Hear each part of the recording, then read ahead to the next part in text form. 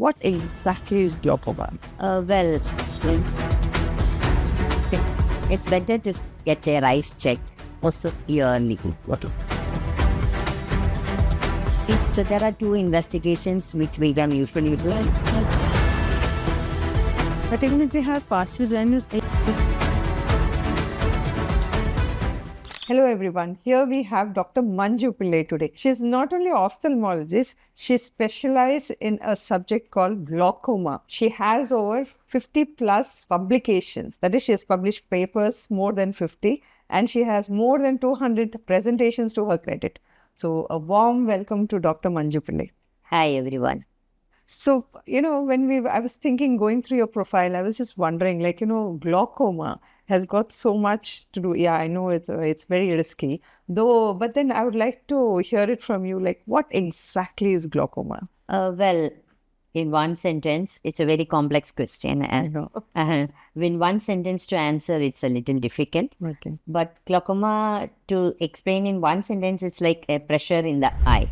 Yeah. So that variations of the pressures in the eye can cause damage to the inner part of the eye, that is the optic nerve, and that damage is reversible. So we need to be careful. Once detected glaucoma, we have to be very careful about it and have lifelong monitoring.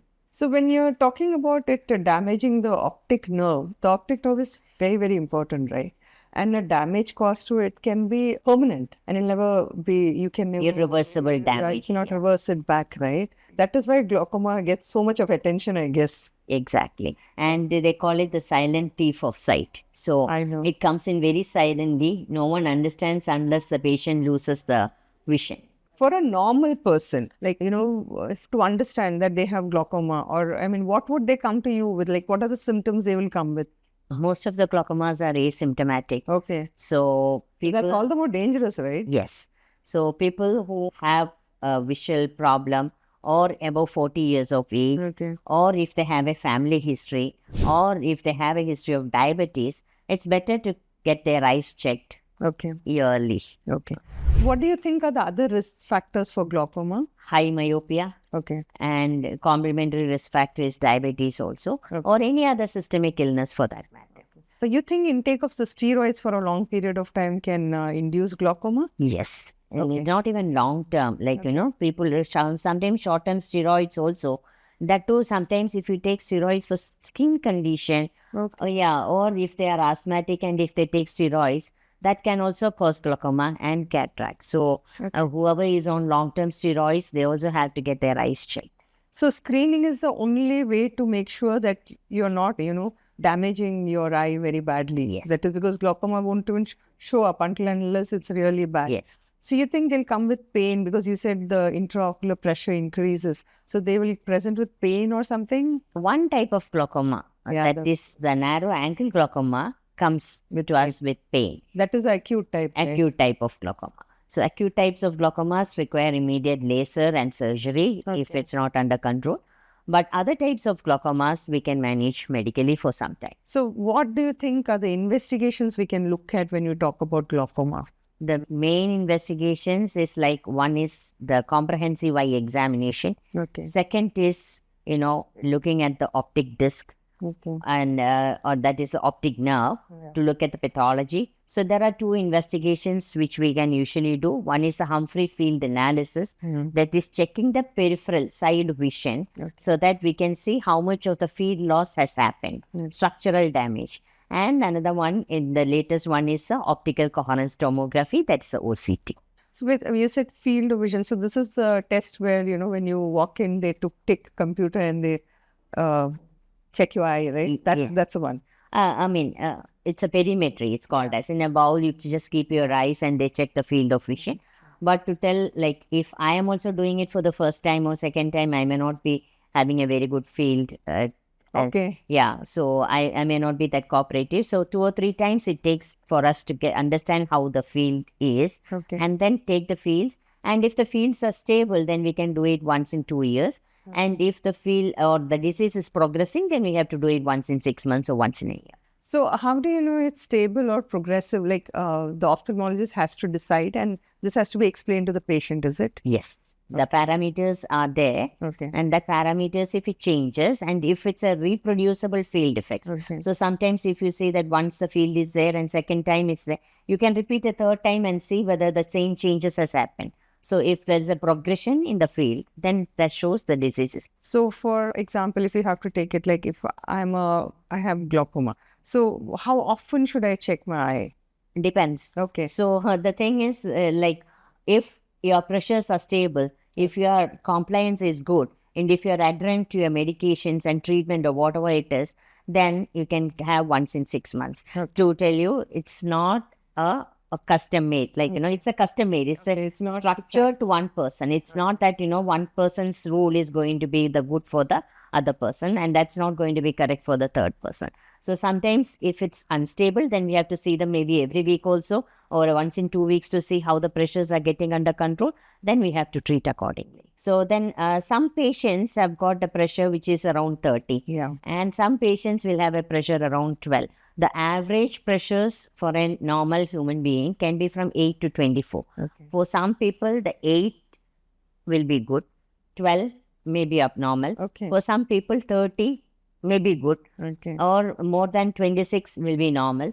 So it keeps changing. So if the pressure is around 30 or 35, then we have to start treatment. Then a single medication may not be enough. So we have to change our treatment to 2 drops or any other procedures.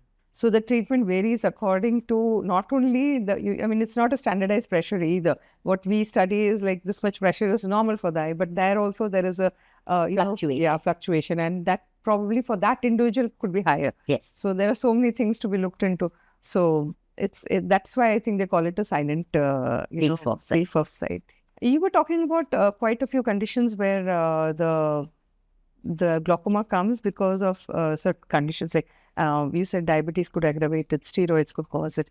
But there is a type which children are also affected, right? Could you explain something about that? Or sometimes the newborn children can have glaucoma. Okay. Okay, so newborn children, sometimes it's from hereditary. They might have inherited from their family. Grandfather may have glaucoma, or they would have inherited it. But for the children who are born with glaucoma, they come early because the cornea is hazy, the eyes are blue in color, it's big and watering with photophobia. And so they bring the children early, and we operate even when the child is 10 days old or whatever it is. Okay. So these children, the important part is to explain to the caregivers that bringing the child back for regular follow-up is very important, because then the child can go and have a good education in school. So glaucoma doesn't mean that the child will face blindness eventually. No, they can sometimes they will be lucky enough that they can have a good vision, 6/9 with glasses. Sometimes there will be partial blindness. Some children will have a total blindness. But nowadays the government of India has got good special educators in the government schools, so that they can go in for the school education and they can enter colleges also. Well, that's very interesting, right? Because visually challenged children who are put in those special schools, I've always felt that it was not up to the mark, and they never got the opportunity to learn or read as others did. It should be integrated, ophthalmology with visual education. So they have to have every time a letter from us, getting all the aids and benefits from the government. It's also very important for them to survive. But even if they have partial blindness, do you think they're supposed to use the braille, or they can do normal education? Nowadays, there are so many other things other than braille. There are so many visual aids which can help them in reading also. Okay. Oh yeah, magnifiers are there. That's why I said an ophthalmologist approach is also important for the child. Even if they say that they are labeled as blind, they can have good amount of vision or partial vision, which can and assist them in going to school. And there are some scripts who can support them. The government give benefits. Even the board exams, they get extra hour to write. So many benefits are there. Okay, that's really good, right? So from what you explained, it looks like glaucoma is condition. If you get it, then there has to be some way where you have to be getting treated continuously. So what aspects would you like to look into when a person has got glaucoma, so that they don't go into damage of the optic nerve and which can lead to blindness? It is not sometimes the treatment continuously. Sometimes in ankle closure glaucomas, the laser may be sufficient. Okay. And they have to have periodic review. Means once in a year if it's stable. Okay. But if there is an open angle and if we think that the disease is progressing, then they have to come once in 4 months or once in 3 months or as and when it's required. I cannot tell that this person has to come late or this person has to come early. So one thing is to educate the patient and the caregivers properly on a good compliance to treatment and adherence to follow up. Okay. Okay, so that is very important. So if they can't come and visit the glaucoma specialist who is there, who has started the treatment, it's better even if they show the ophthalmologist in their nearby town. Okay. So that, the common mistake that we have already seen or the patients make is that once we give the prescription for 3 months, and if they can't make it at the 3rd month, they stop the medication, discontinue the medication. So that is one common mistake that we have seen. So to avoid that, the continuum of care needs to be there. So even if not coming to us anywhere where there is an eye hospital nearby, they have to have their follow-up. So it's something like diabetes where you have Exactly. to keep yourself under treatment and under watch to make sure it doesn't become bad. Exactly. It's a lifelong monitoring. Okay. So what is the role of stress in glaucoma? Stress, it's not a direct related to glaucoma, but stress in a way can induce cortisol levels, increase the levels of all the parameters, and that can cause even diabetes. So diabetes is a complementary risk factor for glaucoma. Actually, in AIMS Delhi, they have got a paper on meditation has decreased the stress. Okay. And that has given rise to a stable glaucoma. That lab is there in AIMS Delhi. Okay. So that's a good paper. So, and second thing what I need to tell you is yoga. If a yoga instructor or person doing yoga gets glaucoma, they should avoid Shirsasana. Second exercise that they should avoid is, tight fitting goggles while swimming. Oh, yeah. Yeah, so that also can increase the pressure in the eye. But the fact remains that by doing Shirsasana, you don't get glaucoma. No. Yeah. Only thing is the people who have been diagnosed with glaucoma should avoid Shirsasana and tight goggles. And stress is not the only factor because youngsters then take it so, too much toward that. Yeah. Stress is not the only factor. If you have stress, then you can get glaucoma. No, that's not the only factor. And sometimes they say the tight collar syndrome. The collar, if it's tight also, the pressures can go elevate. The central venous pressure can elevate and can cause glaucoma. So we have to avoid all these physical pressures also. These physical pressures should be avoided if you're diagnosed to have glaucoma. Yes. Or you have a glaucoma suspect, predisposition. Okay. Yeah, glaucoma suspect. If you suspect have a predisposition for a glaucoma, then you should. So when we come to predisposition, whom do you think is predisposed to glaucoma more? Oh, well, that's a good question. Actually, if the parents are diagnosed to have glaucoma, if the patient is a diabetic, high myo, and for children who had cataract surgery done during their childhood, all these are at very high risk of having glaucoma. Then there is some other disease called retinitis pigmentosa. Yeah. Where it's a hereditary stationary night blindness. So those patients can get glaucoma later on. Okay. So the retinosis pigmentosa can cause glaucoma, is it? And cannot cause. It can be associated. It can be associated. So what are the chances of having glaucoma in those cases? I mean, it's not that, every RP patient will get glaucoma. But, it's a chance that we have to have. Higher risk. Sometimes we have to do a gonioscopy. Gonioscopy, they're looking at the narrowing of the angle.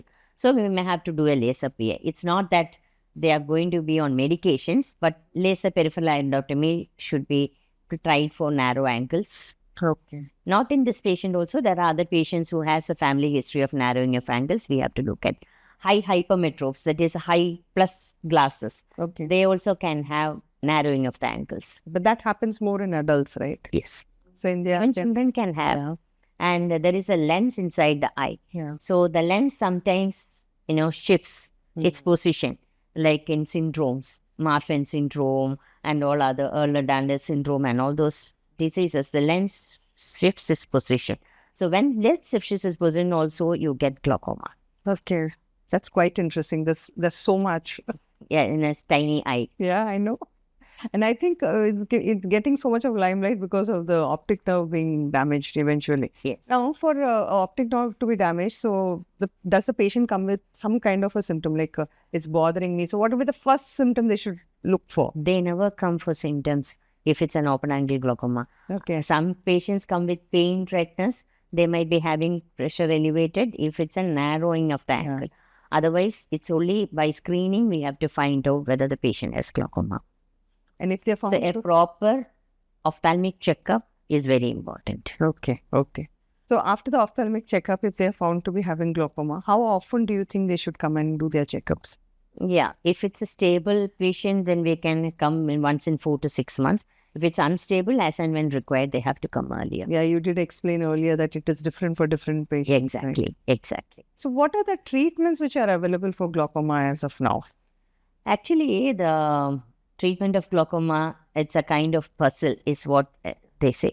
So we have to look at the age of the patient, the severity of the disease, the stage of the disease, then associated diseases like cataract. If it's an elderly patient, they might have cataracts, or they might have some other diabetic retinopathy. So we have to look at all these conditions and then start treatment. So treatment-wise, and the thing is medication. There are so many medications, combinations available now. So we can use any one of those medications, or maybe a combined drop if the pressures are quite high, and try to bring the pressure down till we plan for something else. And then there are different types of lasers. There are almost 4 to 5 types of lasers which can be used in treating glaucoma. Yeah, from the early stage of glaucoma to the predisposing stage to the end stage glaucoma. Different types of lasers are available.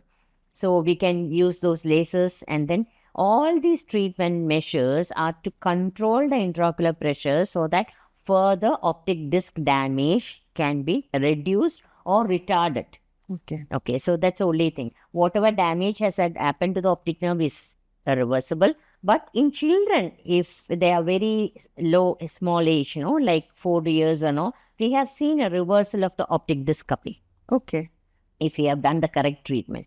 So that won't happen in the adult. In the adult, we have to make sure that all the treatments have been done in the correct stage so that we can retard the progression. And to tell, the good thing is like 90 to 95% of the patients are stable patients. Only that 5 to 10% only we need to really look into.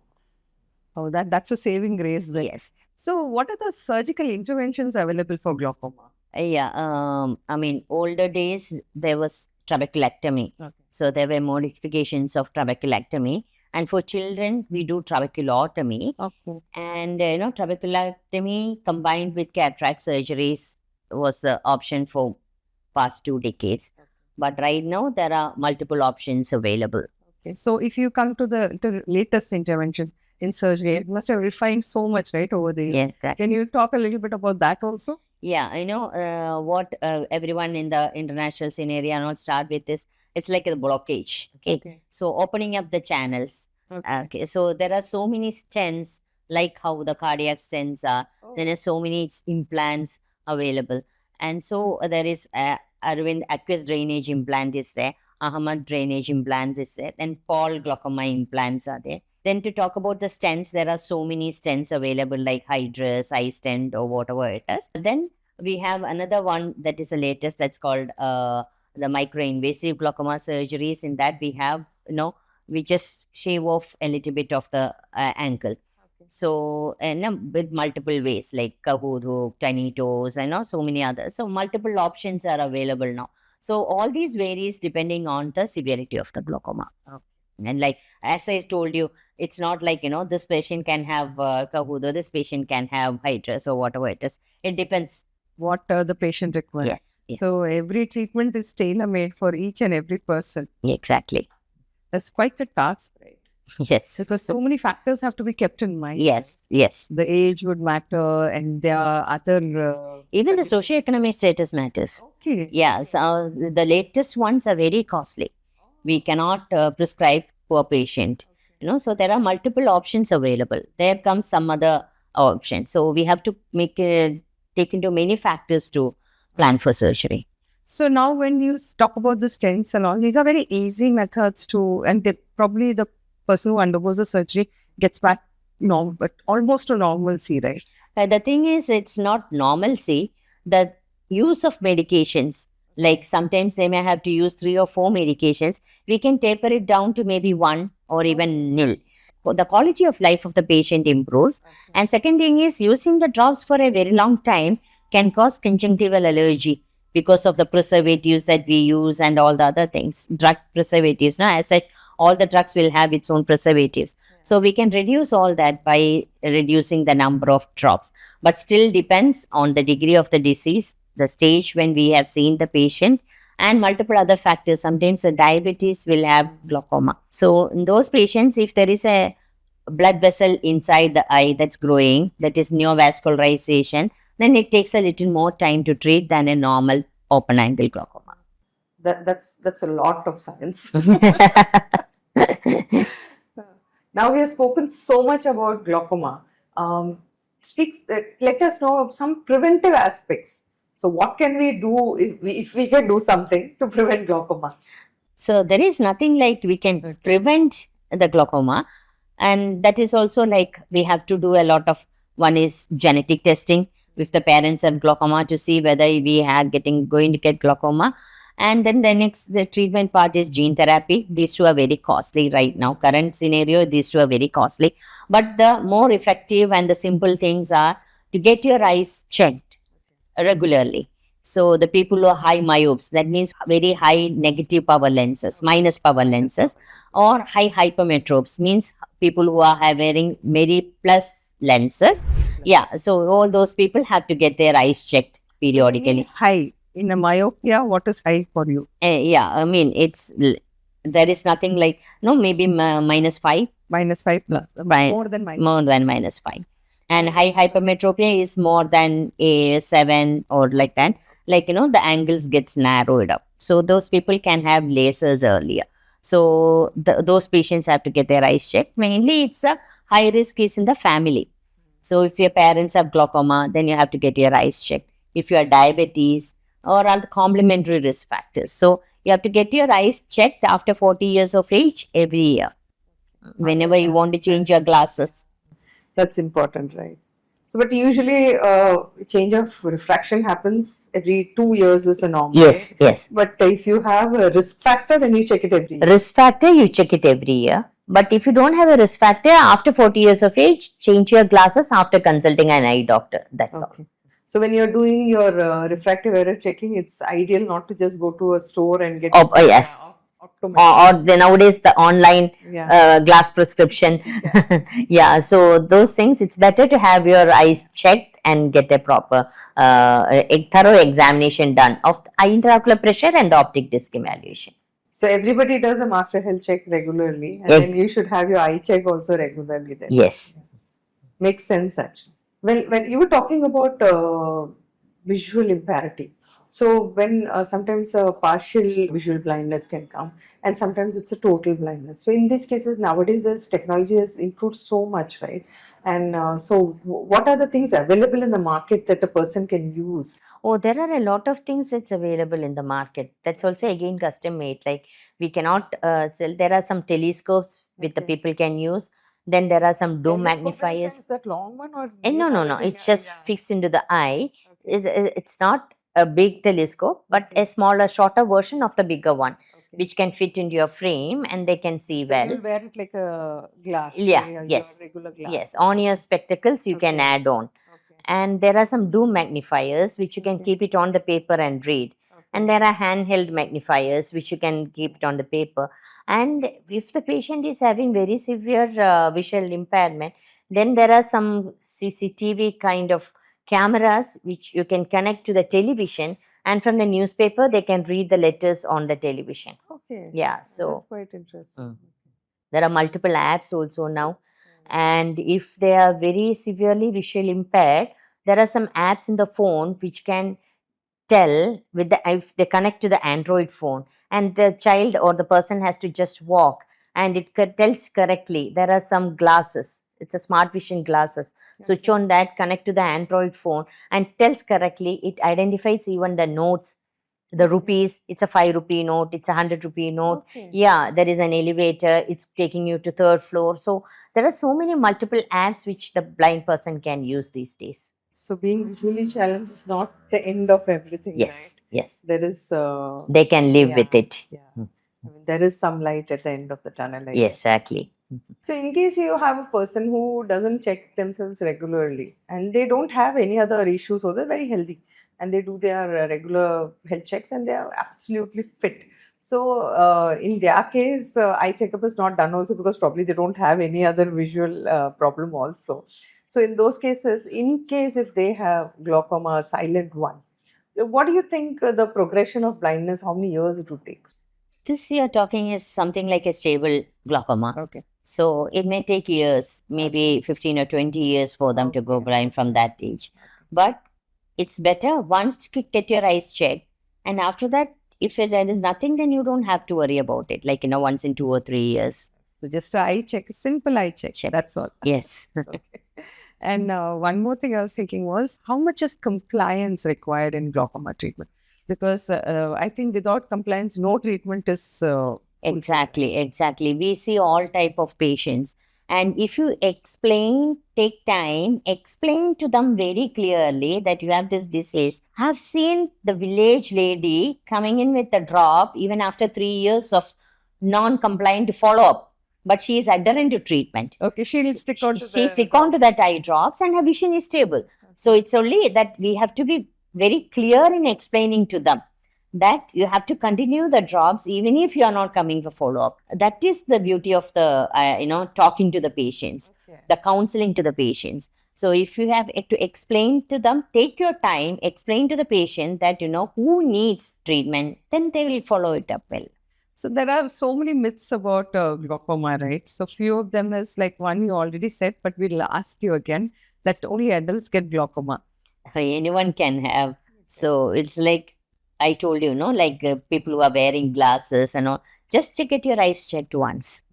So AI is there everywhere, right? So what role does AI play in glaucoma?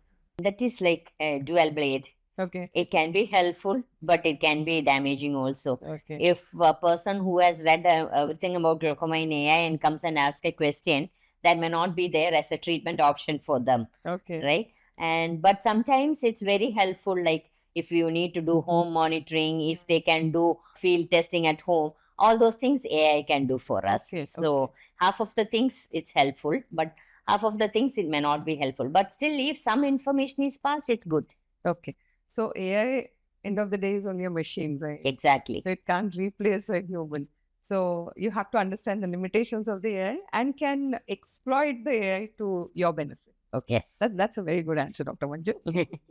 So there are so many myths about glaucoma, right? So let's bust a few of them. If they have a very clear vision, that means that they don't have glaucoma. That's not also, that's also a myth. Okay. They can lose their sight vision. So we have to have, as I told you, a good eye checkup is very important. And if they don't have any pain, that means there's no glaucoma. That's also a myth. They can have a silent glaucoma. Okay. If there is a vision loss which has occurred because of glaucoma, that can be corrected. Sometimes the vision loss is reversible. So we have to really look at the stage of the disease and then find out which stage. So, but anyway, they are at danger of losing vision. Yeah. So, I mean, a proper screening and proper follow-up is very important. Eye pressure is the only cause of glaucoma, is it? No, sometimes the normal pressures can also cause glaucoma. There are so many other things, structures in the tiny eye. So if the corneal curvature is changed, if any other previous surgeries have been done to the eye, like any corneal transplant, they say the eye transplant. And then if there is any cataract done in small children, then if there is any retinal detachment surgery done in the children, all these are risk factors for glaucoma. Retinal detachment surgery in adults and children. Long list. And most commonly nowadays that we see is diabetic retinopathy. So for the diabetes, diabetic retinopathy, they get the injections done. So when there is an injection, every injection to the eye, the risk for the glaucoma increases because we are injecting a medicine into the eye, which is going to increase the pressure inside the eye. So if nobody in the family has got glaucoma, then the person is safe, is it? Oh, sometimes it's sporadic. Like, most of the time it's a genetic transmission, as I've told you, where this high risk is the family screening. But sometimes it can be sporadic also. Do you have a percentage to put on that so we can be relaxed, okay? Not correct percentage. Okay. Yeah, glaucoma means you're going to be blind completely. Is it true? It's not so. If we are going to stabilize the disease, then we can have a good quality of vision till lifelong. If you're using spectacles regularly, so that will prevent glaucoma, is it? Oh, no. No. There is That's a lot. the two different entities, Okay. actually. That is a refractive error that's in the front of the eye. Glaucoma is something that we are managing inside the eye. The eye is so small, so they all believe that it's all the same. Exactly. So many people believe that now they've got treated, they've undergone a surgery or whatever, or the higher end or the regular surgeries. So it's gone forever. Is it true? Oh, that's also not there. Sometimes it stabilizes or even decreases the medications, number of medications that needs to be used for glaucoma. But that doesn't mean that the disease is treated forever. We have to make sure that there is a follow-up and lifelong monitoring. Elderly diabetic, should they worry about glaucoma? That's what, like sometimes it's now if there is no other risk factors like diabetic retinopathy, if they are inner part of the eye, retina is not affected due to bleeding or anything, if there is no treatment done, then the risk factor is less. If there is any other treatment done for the retinopathy, then the risk factor is more. So if you have a lot of screen time, so you think that can cause glaucoma? Oh, no, glaucoma doesn't come with a screen time. But as an ophthalmologist, I would like to say 20-20-20 rule. Means 20 minutes if you are looking at the screen, computer or phone or whatever it is, then for 20 seconds, you have to break your vision and then look at an object 20 meters away. Okay. So just blink your eyes, turn around, and then come back to the screen. And I also suggest not to watch movies and all on the phone. It's better to watch it on a bigger screen. And I tell the children, phone is to talk. But that's not the case today, right? Yeah, exactly. Everybody wants to use the phone more. Can headaches be associated with glaucoma? And if so, how do you find out? Sometimes there are two entities that can be associated with headaches, two entities of glaucoma. One is a normal tension glaucoma. The patient will have a typical migraine and mostly seen in ladies. So we have to look at the pressures and look at the optic disc damage. So those patients can have glaucoma. Second is when they are getting treatment for headaches like migraine, no? The anti-migraine treatment can cause narrowing of the ankles. Oh, Yeah, so topiramate, we have seen many ankles getting narrowed. Yes, drug-induced glaucoma due to the treatment for the headache. Okay, so that is one another entity that we have to look into, because if there is a narrowing of the ankle, then we have to always ask for the history of medications for migraine. But they'll present again with eye pain. Yes. And then the third type of glaucoma is the acute angle closure glaucoma, where the patient gets a headache. So there, the ankles keeps narrowing. So if the ankles are narrowing, we have to look at the predisposing factors. If there is a treatment like this, if we discontinue the medications, the ankles can become normal. Otherwise, we have to do a laser peripheral iridectomy as a prophylactic. But, when you spoke about this, I was just thinking, how would a common man understand that this is probably my eye and not my head or my stress which is causing the headache? So do you have visual problems? Yeah, sometimes if the ankles are narrowing, if the headache is going to increase, they get the halos. Okay. I think you would have studied in the textbooks, no? The halos, the Fincham test and all the halos. The halos is one specific indication that the pressures are going high. Okay. So the halos have to be watched and Yes. not thought that it's some dream. Yes. Well, what is the biggest misconception about glaucoma amongst common people? The biggest misconception is like, we give medications and they use it for some time. So it's something like headache or, having a rash and you treat for that. And they use medicines for some time and they think it's all right. And they discontinue the medication and they don't go for a checkup. That is the This problem dangerous. also. Yes, because they would have been stable earlier. And the disease would have progressed by the time they come after 2 years. So you have to have, if someone says that you are a suspect or if someone says that you have definite glaucoma, then periodic monitoring and follow-up is very important. So the misconception is that once you take treatment, you're absolutely fine. That's Exactly. not true. Exactly. You have Just to. like how diabetes and Yeah. hypertension are. Like people take the medicines, my sugar is under control. Till they go for one surgery or something to find out that the sugars are quite high. So the same holds good for glaucoma. That's a very simple way of putting it forward. Well, as an ophthalmologist, I want you to give some piece of advice for everybody who is watching this video. And you don't have to be scared that because I've been talking all this time that your sight is going to be stolen and all those things.